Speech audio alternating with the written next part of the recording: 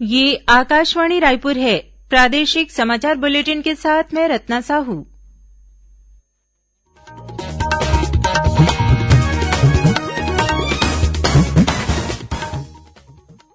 और अब पेश है आज के मुख्य समाचार। प्रदेश में धर्मांतरण की घटनाओं पर कड़ाई से रोक लगाए जाने की मांग को लेकर भारतीय जनता पार्टी के प्रतिनिधिमंडल ने राज्यपाल को ज्ञापन सौंपा। राष्ट्रीय विधिक सेवा प्राधिकरण द्वारा छत्तीसगढ़ सहित देशभर में आज हुआ राष्ट्रीय लोक अदालत का आयोजन। आजादी के अमृत महोत्सव के तहत आज राजनांदगांव में फिट इंडिया फ्रीडम रन का आयोजन किया गया और राजधानी रायपुर सहित प्रदेश के अनेक हिस्सों में आज हुई मूसलाधार बारिश। कई निचली बस्तियों और सड़कों पर पानी भरने से सामान्य जनजीवन प्रभावित।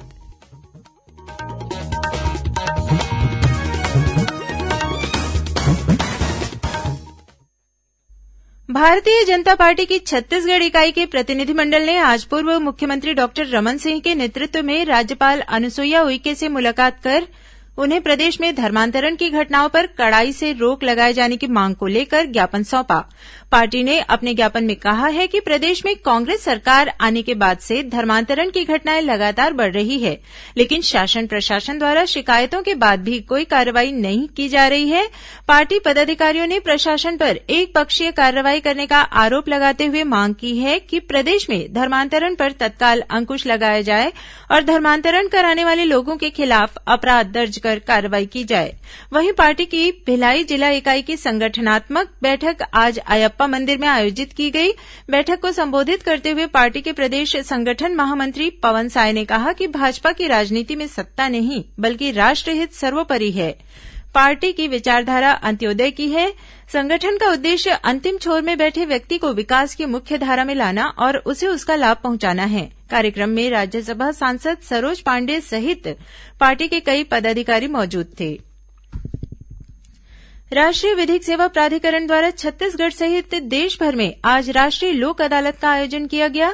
इस दौरान तहसील न्यायालयों से लेकर जिला और उच्च न्यायालय स्तर तक सिविल, आपराधिक और राजस्व मामलों के निराकरण के लिए बड़ी संख्या में पक्षकार उपस्थित हुए। लोक अदालत भौतिक और वर्चुअल दोनों माध्यम से आयोजित की गई। इसमें राजीनामा योग्य आपराधिक मामलों, कुटुंब न्यायालय, श्रम विधि, बिजली कंपनी और मोटर दुर्घटना दावा अधिकरण के साथ जन उपयोगी मामलों का निराकरण किया गया। इस बीच माओवाद प्रभावित दंतेवाड़ा जिले में की जा रही सुनवाई में उच्चतम न्यायालय के न्यायमूर्ति और राष्ट्रीय विधिक सेवा प्राधिकरण के कार्यपालक अध्यक्ष यू ललित वीडियो कॉन्फ्रेंसिंग के माध्यम से जुड़े। लोक अदालत में उस समय आदिवासी समुदाय के एक व्यक्ति का मोटर दुर्घटना दावा से संबंधित प्रकरण के निराकरण की प्रक्रिया चल रही थी, जिसका अवलोकन न्यायमूर्ति ने किया। इस दौरान उन्होंने पक्षकारों से चर्चा भी की।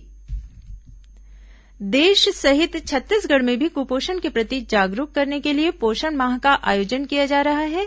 इसी कड़ी में महिला और बाल विकास मंत्री अनिला भेंडिया की अगुवाई में आज राजधानी रायपुर के तेलीबांधा तालाब स्थित मरीन ड्राइव से साइकिल रैली निकाली गई। इसमें राज्य महिला आयोग की अध्यक्ष डॉक्टर किरणमयी नायक, रायपुर नगर निगम के सभापति प्रमोद दुबे, महिला बाल विकास विभाग की सचिव रीना बाबा साहेब कंगाले सहित विभिन्न स्वयंसेवी संगठनों के प्रतिनिधि, शासकीय अधिकारी, कर्मचारी और युवा शामिल हुए। इस मौके पर मंत्री अनिला भेंडिया ने कहा कि लोगों की जागरूकता के लिए आयोजित यह रैली छोटी है, लेकिन इसका संकल्प बहुत बड़ा है। प्रदेश में हर साल बड़ी संख्या में बच्चे कुपोषण से मुक्त हो रहे हैं। कुपोषण मुक्ति हम सबकी सामूहिक जिम्मेदारी है। आजादी के अमृत महोत्सव के तहत आज राजनांदगांव में फिट इंडिया फ्रीडम रन का आयोजन किया गया।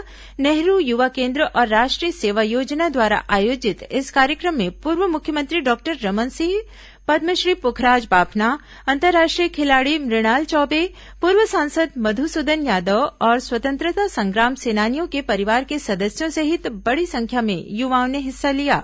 इस मौके पर युवाओं को फिट इंडिया फ्रीडम रन की शपथ दिलाई गई।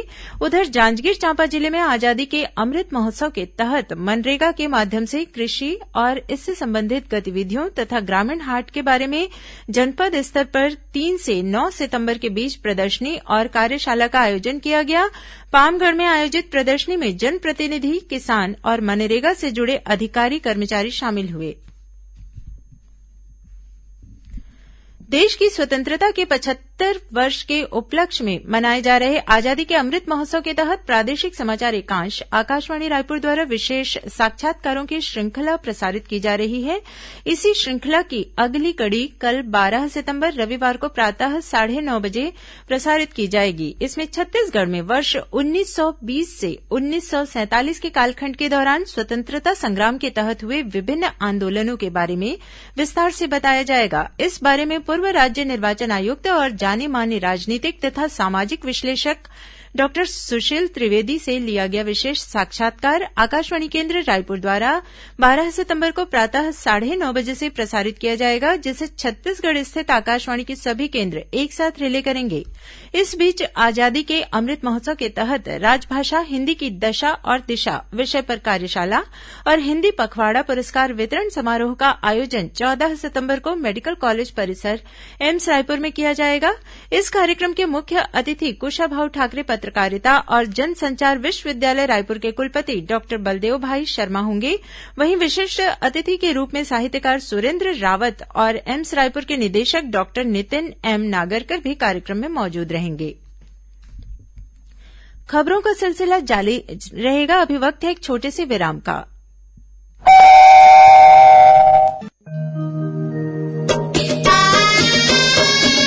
आपकी बात माननीय मुख्यमंत्री भूपेश बघेल के साथ सुनिए लोकवाणी की 21वीं कड़ी 12 सितंबर को सुबह 10:30 बजे से। लोकवाणी में इस बार माननीय मुख्यमंत्री जिला स्तर पर विशेष रणनीति से विकास की नई राह विषय पर प्रदेशवासियों से बातचीत करेंगे। छत्तीसगढ़ के सभी आकाशवाणी केंद्रों, FM रेडियो एवं क्षेत्रीय समाचार चैनलों पर जनसंपर्क विभाग छत्तीसगढ़ शासन द्वारा प्रसारित।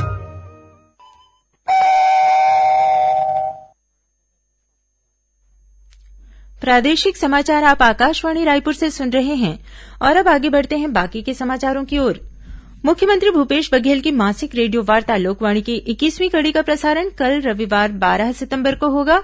मुख्यमंत्री लोकवाणी में इस बार जिला स्तर पर विशेष रणनीति से विकास की नई राह विषय पर प्रदेशवासियों से बातचीत करेंगे। लोकवाणी का प्रसारण छत्तीसगढ़ स्थित आकाशवाणी के सभी केंद्रों, FM रेडियो और क्षेत्रीय समाचार चैनलों से सुबह 10:30 बजे से 11 बजे तक होगा। बालोद जिले के पर्वतारोही चित्रसेन साहू ने मुख्यमंत्री भूपेश बघेल से मुलाकात कर उन्हें यूरोप महाद्वीप की सबसे ऊंची चोटी माउंट एल्ब्रुस के शिखर पर स्वयं के द्वारा लहराया तिरंगा भेंट किया। गौरतलब है कि बीते 23 अगस्त को उन्होंने अपने कृत्रिम पैरों के सहारे इस चोटी पर चढ़ाई कर तिरंगा लहराया था। मुख्यमंत्री ने इस उपलब्धि पर उन्हें हार्दिक बधाई दी। उल्लेखनीय है कि चित्रसेन साहू इससे पहले अफ्रीका महाद्वीप के किलिमंजारो और ऑस्ट्रेलिया के माउंट केजियस्को को भी फतह कर चुके हैं। श्रोताओं, आजादी के अमृत महोत्सव पर प्रादेशिक समाचार एकांश आकाशवाणी रायपुर द्वारा आयोजित की जा रही प्रश्नोत्तरी प्रतियोगिता में हमारे श्रोतागण काफी उत्साह के साथ भागीदारी कर रहे हैं। कल इस प्रश्नोत्तरी श्रृंखला के 5वें अंक में हिन्दी समाचार बुलेटिन में प्रश्न पूछा गया था कि वर्ष 1930 में पंडित रविशंकर शुक्ल के नेतृत्व में स्वतंत्रता सेनानियों ने रायपुर में अंग्रेजों के बनाए किस कानून का उल्लंघन किया था? इसका सही जवाब है नमक कानून। प्रश्न के उत्तर में बड़ी संख्या में लोगों ने जवाब भेजे हैं, लेकिन हमें सबसे पहले सही जवाब भेजने वाले विजेता हैं दुर्ग जिले के ग्राम डिपरापारा निवासी राजेश कुमार यादव। हम आकाशवाणी रायपुर की ओर से श्री यादव को हार्दिक बधाई और शुभकामनाएं देते हैं। श्रोताओं, राजेश कुमार यादव आकाशवाणी समाचार के नियमित श्रोता हैं। उन्होंने बताया कि आकाशवाणी समाचार के माध्यम से युवाओं को प्रतियोगी परीक्षाओं की तैयारियों के लिए कई समसामयिक और महत्वपूर्ण जानकारियां मिलती है।